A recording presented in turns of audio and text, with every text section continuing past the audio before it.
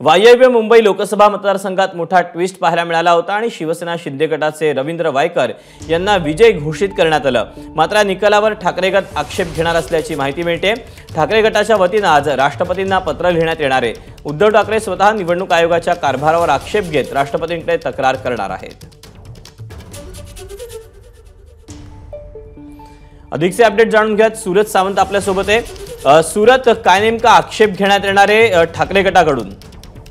दीपक, नक्कीच आपण पाहिलं तर उत्तर पश्चिमच्या लोकसभा निवडणुकीच्या वेळी अटीतटीचा सामना हा रवींद्र वायकर आणि कीर्तिकर यांच्यामध्ये पाहायला मिळाला होता। अगदी काही फरकांपासूनच ही सुरुवात झाली होती आणि शेवटी ही काही फरकांपर्यंतच येऊन थांबला होता आणि 48 मतांनी यांना विजयी करण्यात आलं होतं वायकरांना आणि यावरच आक्षेप घेण्यात आलेला आहे। कारण रिकाउंटिंग म्हणजे एकूणच विजयाचं पत्र दिल्यानंतर पुन्हा एकदा वायकरांनी रिकाउंटिंगची मागणी केली होती। एकदा नाही तर दोनदा रिकाउंटिंग झालं आणि त्यामध्ये वायकर हे 48 मतांनी पराभूत झाले। मात्र हीच बाब कुठेतरी कीर्तिकर यांना खटकलेली आहे आणि याच पार्श्वभूमीवरती आपण पाहतोय की राष्ट्रपतींना आता पत्र ठाकरे गटाकडनं लिहिण्यात येणार आहे आणि निवडणुकीच्या एकूणच या कारभाराविषयी आक्षेप देखील त्या पत्राद्वारे राष्ट्रपतींकडे तक्रारीद्वारे नोंदवला जाणार आहे। त्यामुळे याचबरोबर राष्ट्रपतींची भेट ही देखील मागितली जाण्याची शक्यता आहे। स्वतः उद्धव ठाकरे हे दिल्लीला रवाना होत आहेत।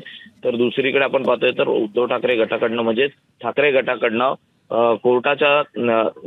कोर्टात देखील या संदर्भात जाण्या असल्याची माहिती ही मिळत आहे। त्यामुळे एकूणच आता या उत्तर पश्चिम लोकसभा मतदारसंघाबाबत काय निर्णय होतो, काय पुढे हालचाली होतात हे पाहणं आता महत्त्वाचं राहणार आहे। एकदम अटीतटीचा हा सामना पाहायला मिळाला होता। टपाली मतदानाच्या शेवटच्या टप्प्यात आपण पाहिलं तर 48 मतांनी वायकरांना विजय घोषित केलं होतं। काही काळ त्या ठिकाणी तणावाचं देखील वातावरण होतं। स्वाभाविकच आहे। त्यामुळे आता या सगळ्या पत्राची राष्ट्रपतींकडनं कशा पद्धतीने दखल घेतली जाते हे पाहणं महत्त्वाचं असेल। सूरज, धन्यवाद दिलेल्या माहितीबद्दल।